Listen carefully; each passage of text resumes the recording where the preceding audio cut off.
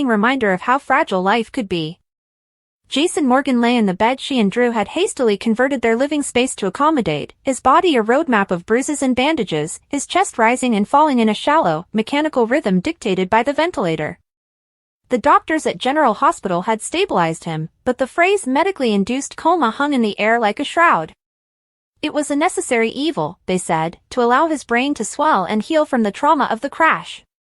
Carly, her face pale and etched with a fatigue that went bone-deep, reached out and gently adjusted the blanket around Jason's shoulders, a gesture so maternal it made Drew's heart ache. He stood by the floor-to-ceiling windows, looking out at a Port Charles that seemed to be carrying on with a callous normalcy. The city lights twinkled, oblivious to the war zone their lives had become. "He's a fighter, Carly," Drew said, his voice soft but firm. He turned to face her, his own features drawn. "He's survived worse." "Has he?" Carly's voice was a raw whisper, her eyes never leaving Jason's face. "This feels different. This feels targeted. It wasn't just a random accident, Drew. You know it." "I know it." Drew did know. The police report was inconclusive, citing an oil slick on a rainy road. But the location, the timing, the sheer violence of the single-car impact against the concrete barrier, it all stank of something more sinister. The Quartermain fortune, the Corinthos legacy, Jason's own checkered past, the list of potential enemies was a long and bloody one. "Sonny's people are looking into it," Drew assured her, moving to stand beside her, placing a comforting hand on the small of her back. "And so are the PCPD. They'll find something. Before or after someone else we love ends up in a hospital bed?" Carly countered, her gaze finally flicking to his, filled with a storm of fear and fury. "This ends. We end it. I don't care what it takes." Before Drew could respond, the soft chime of the penthouse elevator echoed through the space. A moment later, Sam McCall stepped into the room, her presence immediately shifting the energy. She was still the same Sam, determined, sharp, and fiercely loyal, but the worry in her eyes was a fresh, new layer of pain. Jason was her past, a foundational part of her history, and seeing him like this was a physical blow. "Any change?"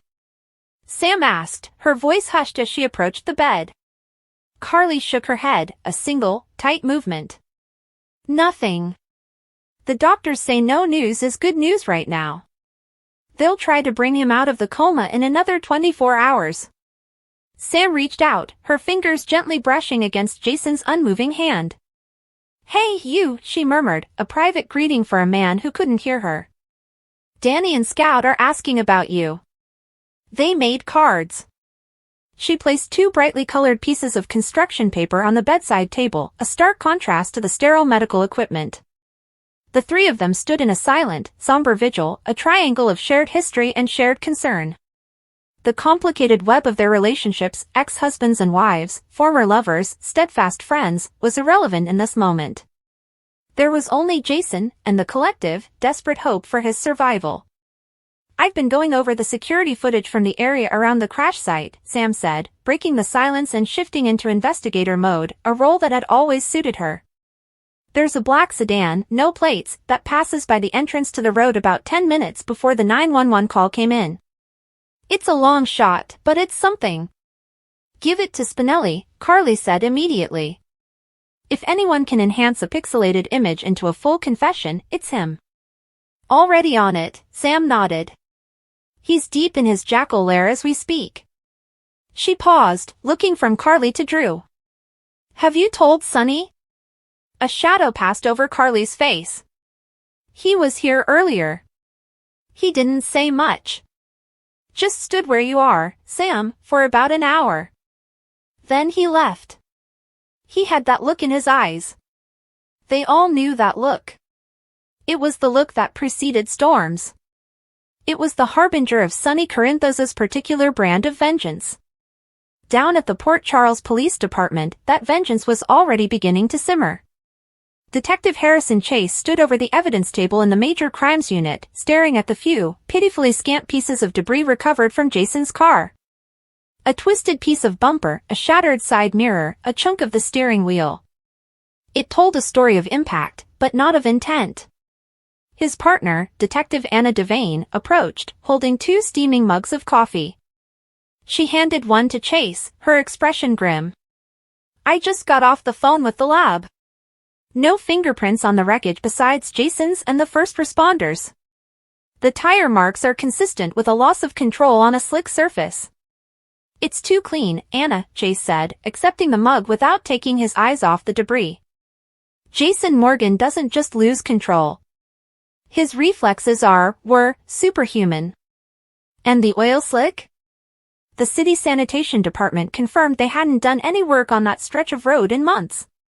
"So where did it come from?" Anna sighed, leaning against the table. "I share your suspicions, Harrison. But without proof, it remains an accident. We need a witness, a camera angle we haven't found, something." Their conversation was interrupted by the heavy, deliberate footsteps of Sonny Corinthos. He filled the doorway to the unit, his overcoat damp from the fine mist outside, his eyes dark pools of contained rage.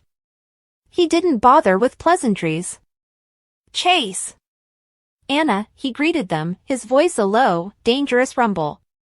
"What are you doing to find who did this?" Anna stood her ground, her demeanor cool and professional.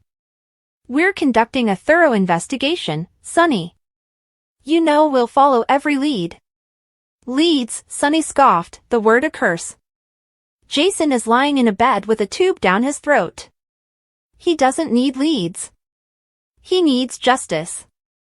And if the PCPD can't provide it, he let the sentence hang, the threat implicit and unmistakable." "We are the police, Sonny," Chase said, stepping forward, his own sense of justice warring with his duty to the law. "We will handle this. By the book. The last thing we need is a gang war in the streets because you decided to take matters into your own hands." Sonny's gaze locked onto Chase's. "This isn't about territory, detective. This is about family. You remember what that is, don't you?" He didn't wait for an answer. He turned and walked out, his exit as commanding as his entrance. Anna placed a calming hand on Chase's arm. "Let him go. His anger is justified. We just have to make sure our investigation is faster than his." "And if it's not?" Chase asked, the image of Jason in that hospital bed flashing in his mind. Anna's silence was more frightening than any answer she could have given. Across town, in the sterile, quiet confines of the hospital's physical therapy wing, another drama was unfolding, one with its own unique brand of pain. Elizabeth Weber was guiding a grimacing Hamilton Finn through a series of exercises, her voice a steady, encouraging counterpoint to his grunts of frustration. "Come on, Finn, you can do this. Just a few more steps. Your muscle memory is in there, we just have to remind your body how to access it," Elizabeth said, her hands poised ready to catch him if he stumbled. Finn, his body trembling with the effort, took another shaky step, his grip on the parallel bars white-knuckled. The poison that had ravaged his system was gone, but the neurological damage it had left behind was a stubborn foe. Every movement was a battle, a conscious, exhausting effort to command limbs that no longer obeyed automatically. "It's useless," he gasped, pausing to catch his breath, sweat beading on his forehead. "I was a doctor, Elizabeth. I held a scalpel. Now I can't even walk across a room without feeling like I've run a marathon." "It's not useless," Elizabeth insisted, her tone leaving no room for argument. "Look how far you've come in just a few weeks. You're standing. You're walking with support. That's a miracle, Finn. You have to hold on to that." "A miracle," he repeated, the word bitter on his tongue. He looked at her, really looked at her, seeing the unwavering faith in her eyes. It was both his anchor and his burden. "I don't deserve you, Liz. You've put your entire life on hold for this, for me. That's what you do for people you love," she said simply, wiping his brow with a towel. "You don't give up on them." Her words, meant to be comforting, inadvertently cast a shadow between them. The unspoken name of Hayden Pierce, Finn's ex-wife, seemed to materialize in the air. Hayden, who had given up. Hayden, who had left him at his lowest point. The betrayal was a wound that, for Finn, sometimes felt deeper than the physical one. Not everyone has your strength, Elizabeth, he said quietly, his gaze dropping to the floor. As if summoned by the spectral memory of her sister, Hayden Pierce chose that moment to appear at the entrance to the therapy room. She looked hesitant, clutching her purse strapped tightly, her eyes wide with a mixture of concern and guilt. "Finn?" "Elizabeth," she said softly. "I heard about your session. I hoped I could talk to you for a minute." Elizabeth's posture stiffened almost imperceptibly. She had never fully trusted Hayden, and her abandonment of Finn had solidified that distrust. "He's very tired, Hayden. This really isn't a good time." "It's okay, Liz," Finn said, his voice weary. He looked at Hayden, his expression unreadable. "What is it, Hayden? What do you want?" Hayden took a tentative step forward. "I want to help, Finn. I know I left. I know I handled everything terribly. But seeing you like this, I still care about you. Let me make amends. I have resources. I can pay for specialists, for any experimental treatment you need." It was a generous offer, dripping with money and a desire for absolution. But for Finn, it felt like salt in a wound. "I don't want your money, Hayden," he said, his voice flat. "I have everything I need right here." He gestured to Elizabeth, whose hand found his in a show of silent solidarity. Hayden's face fell, the rejection stinging. "I'm not the villain here, Finn. I was scared. I'm trying to do the right thing now." "The right thing would have been to stay," Elizabeth said, her voice cool. "He needed you, and you left. You don't get to just buy your way back into his good graces." The tension in the room was thick enough to cut. Hayden looked from Elizabeth's protective stance to Finn's exhausted, resolute face. She had come seeking forgiveness, but she had only succeeded in reinforcing the walls she had helped build. With a curt nod, she turned and walked away, her heels clicking a sharp, lonely rhythm on the linoleum floor. "You didn't have to do that," Finn said to Elizabeth once Hayden was gone. "Yes," Elizabeth replied, her gaze steady. "I did." Meanwhile, at the Metro Court Hotel, the atmosphere was one of corporate tension rather than life and death stakes. Nina Reeves sat behind her large, glass desk, staring at a financial report as if it were written in a foreign language. The numbers blurred before her eyes, her concentration shattered by the constant, low-grade hum of anxiety that had plagued her since the news about Jason broke. He was Carly's protector, a key player in the ecosystem of Port Charles power. His absence created a vacuum, and vacuums in this town had a way of being filled by chaos. Her thoughts were interrupted by the arrival of her husband, Valentine Cassadine. He swept into her office with his usual theatrical flair, a charming smile on his face that didn't quite reach his eyes. "My dear Nina," he greeted, placing a kiss on her cheek. "You look troubled. Still worrying about the unfortunate Mr. Morgan?" "It's a terrible thing, Valentine. Everyone is on edge," Nina replied, closing the financial report. "It feels like the whole city is holding its breath." "Tragedies happen," Valentine said with a dismissive wave of his hand. "Life and business must go on. Speaking of business, I've been looking over the preliminary merger documents with Aurora Media. A fascinating opportunity." Nina frowned. With Jason incapacitated and Drew presumably by his side, is now really the time to be pushing a merger? "It feels opportunistic." "Business is always opportunistic, my love," Valentine countered smoothly, moving to pour himself a drink from the crystal decanter on her sidebar. "It's the nature of the beast. This merger could secure the future of the Metro Court and Crimson for a generation. We can't let sentimentality blind us to that." But Nina knew Valentine. She knew the labyrinthine corridors of his mind, the way he could twist any situation to his advantage. His interest in Aurora Media felt less like a business strategy and more like a power play, a move on a chessboard that only he could see. "What aren't you telling me, Valentine?" she asked, her eyes narrowing. "This feels personal." Valentine turned to her, his smile now genuine, but chillingly so. "Everything is personal, Nina. Especially in Port Charles. Let's just say that the shifting sands of power present a unique window of opportunity. One I intend to seize. Before Nina could press him further, her assistant's voice came over the intercom. Ms. Reeves, your daughter is here to see you. A moment later, Willow Tate Corinthos entered the office, her expression a mirror of the anxiety Nina had been feeling. Mom, have you heard anything? About Jason? Michael is beside himself, and Jocelyn won't leave the hospital. Nina stood and embraced her daughter. No, sweetheart, no change. It's just a waiting game now. She shot a pointed look at Valentine over Willow's shoulder. Some of us are just waiting more patiently than others. Valentine simply raised his glass in a silent, mocking toast. Back at General Hospital, the epicenter of the crisis, Laura Collins was making her rounds as chief of staff, her calm demeanor a balm to the frantic energy that pulsed through the corridors. She stopped at the nurse's station, reviewing a chart, when she was approached by a man whose presence always signaled a specific kind of trouble. Cyrus, Laura said, her voice carefully neutral as she looked up at Cyrus Renaud. What can I do for you? Cyrus offered a thin, humorless smile. Mayor Collins. I'm here making a donation to the hospital's trauma fund.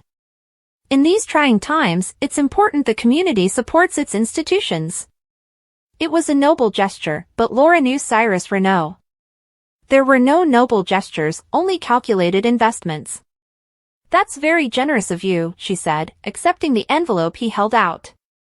I'll see that it's put to good use. I'm sure you will, Cyrus replied, his gaze drifting down the hall, as if he could see through the walls to the penthouse where Jason Morgan lay fighting for his life. Such a tragedy, what happened to Mr. Morgan? A pillar of the community. It makes one wonder about the fragility of order, doesn't it? How quickly chaos can descend when the strong fall. Laura's instincts went on high alert. This was more than a social call, it was a reconnaissance mission. Cyrus was taking the temperature of the city, gauging the power shift for his own ends. Port Charles is resilient, Cyrus. We've weathered worse storms, Laura stated, her tone leaving no room for doubt. Of that, I have no doubt, Cyrus said, his smile widening just a fraction. Still. A man in my position likes to know which way the wind is blowing. Good day, Mayor. He gave a slight nod and walked away, his presence leaving a chill in his wake. Laura watched him go, a deep sense of foreboding settling in her stomach.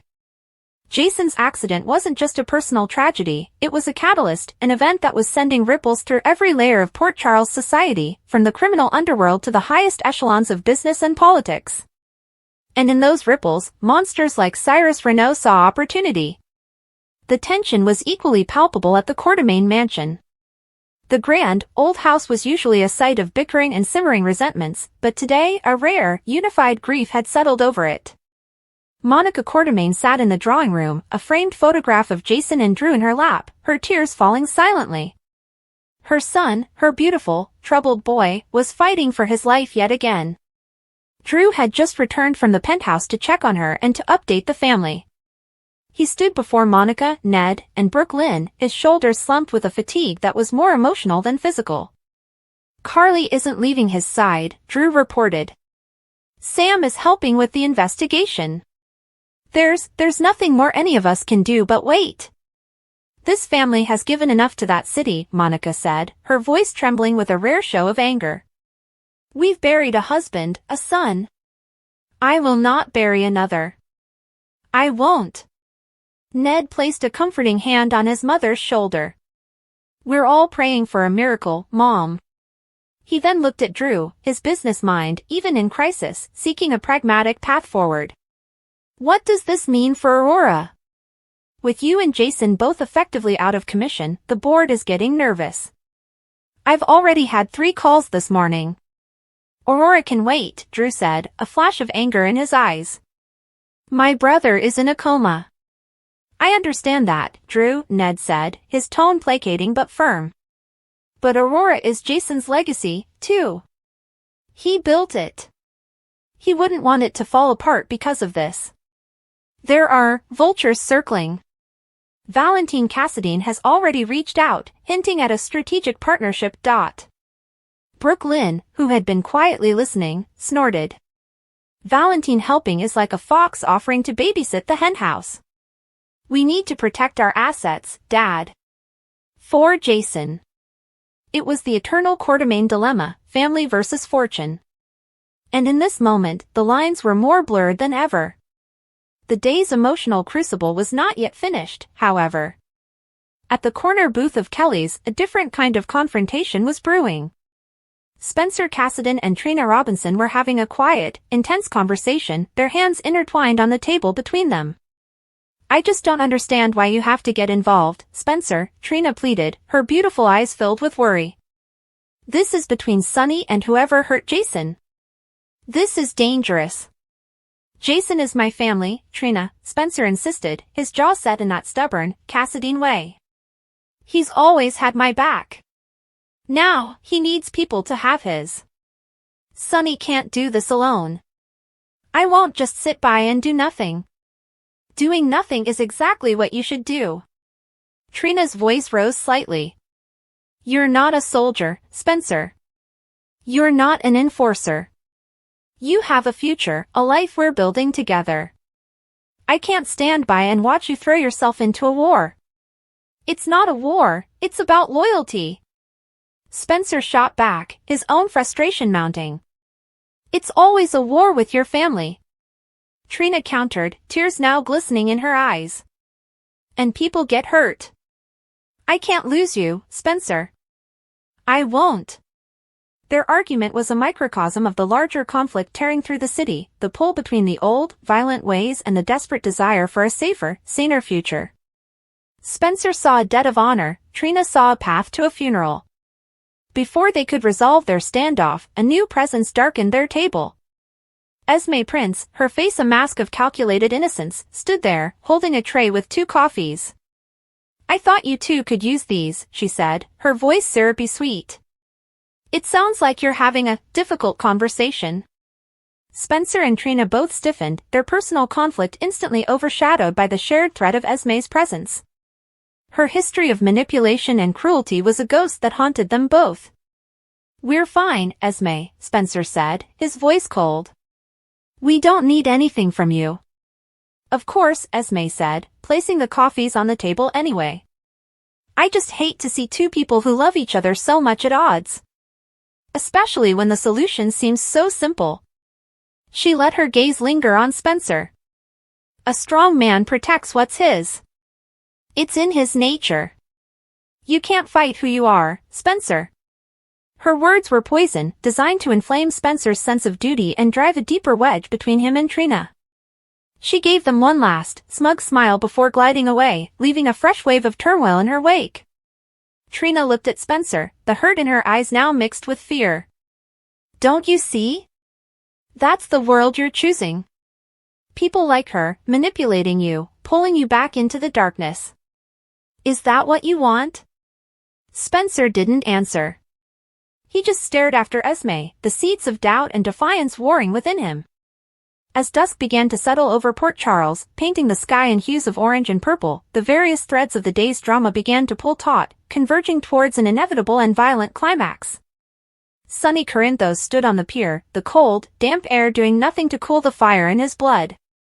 He was meeting with his most trusted lieutenants, men who had been with him since the beginning. The information had come in, pieced together from street-level whispers and a hefty bribe to a traffic camera maintenance worker. The black sedan from Sam's footage belonged to a low-level enforcer from a rival organization, one thought to have been dismantled years ago. They were making a move, testing the waters in the chaos following Jason's accident. They thought I was weak, Sonny said to his men, his voice barely above a whisper but carrying the force of a shout. They thought without Jason, I would break. They were wrong. He outlined a plan, a swift, brutal show of force designed to send an unmistakable message. It was a risk. It would draw the immediate and intense scrutiny of the PCPD, specifically Anna and Chase. It could start the very war Chase had warned him against. But in Sonny's world, respect was paramount, and an attack on his family was the ultimate sign of disrespect. It could not go unanswered. Simultaneously, in a dimly lit, anonymous warehouse on the outskirts of the city, the perpetrators of the attack were meeting. They were a ragged, nervous bunch, their bravado fading now that the reality of having targeted Sonny Corinthos' right-hand man was setting in. "The word on the street is that Corinthos is looking for us," one of them, a wiry man named Leo, said, pacing nervously. "We were supposed to send a message, not start a massacre." "It was an accident," their leader, a hulking man named Markov, snarled. "The plan was to run him off the road, scare him. I didn't know he'd hit the barrier like that. The oil slick was too much. He doesn't care about the details." Leo shot back. "Jason Morgan is in a coma. Corinthos isn't going to ask for our side of the story. He's going to bury us." Their argument was cut short by the sound of a car door slamming shut outside, followed by another. Then, silence. A heavy, waiting silence. Inside the warehouse, the men fell quiet, their hands drifting to their weapons. The only sound was the frantic beating of their own hearts. They had expected retaliation, but not this soon. Markov gestured for two of his men to check the perimeter. They moved toward the large, rolling door, their footsteps echoing in the cavernous space. As one of them reached for the handle, a single, sharp crack rang out from outside. It wasn't a gunshot, it was the sound of a car's headlight being smashed. Then another. And another. It was a sound of methodical, deliberate destruction. A promise of violence to come. Back at the PCPD, Chase slammed down the phone, his face a mask of urgency. "That was a CI. Sonny's men are mobilizing. They found the crew responsible. They're at a warehouse off the old coastal highway."